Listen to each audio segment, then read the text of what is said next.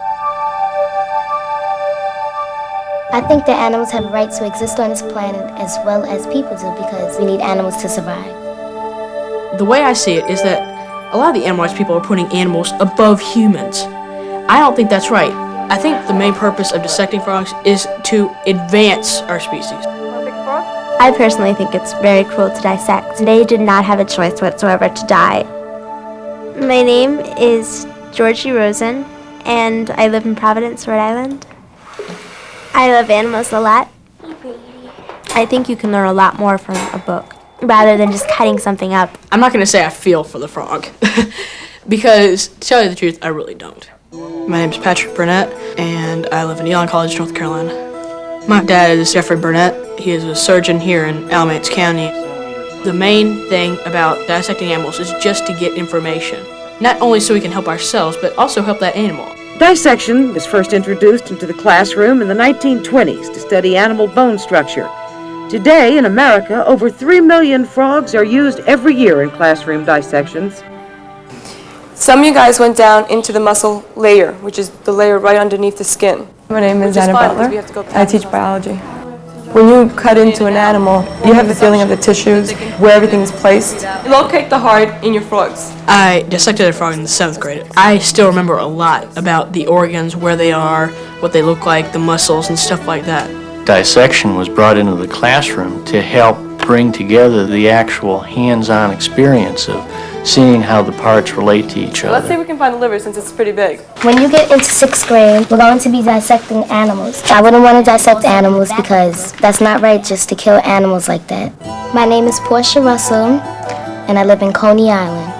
I started a group called Kids Lane Club, which means kids loving animals not endangered.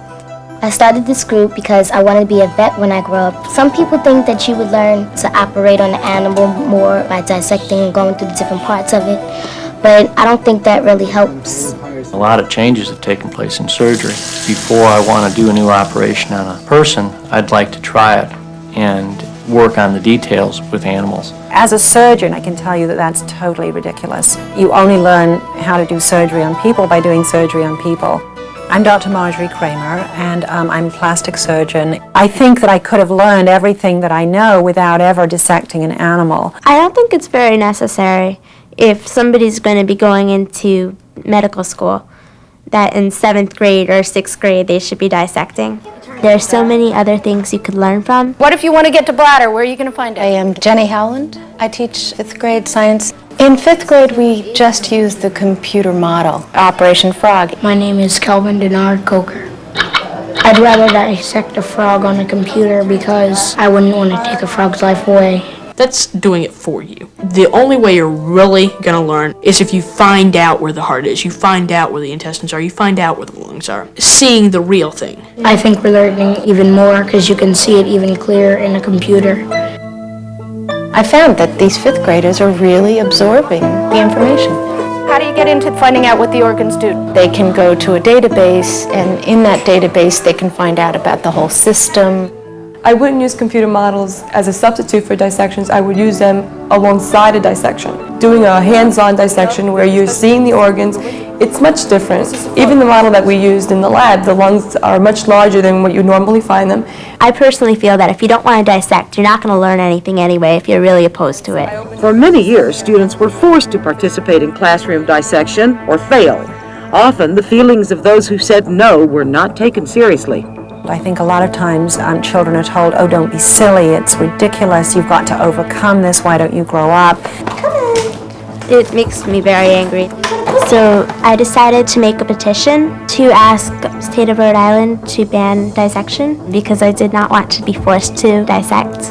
After 2 years of Georgie's letter writing and testifying, Rhode Island did pass a law to limit frog dissection in school, but not to outlaw it. What was introduced was a resolution asking the school departments to give students the right not to dissect. Today there are 4 states in which students have the legal right not to dissect. They are given another assignment instead. Does anybody know about the law that was passed out in New York?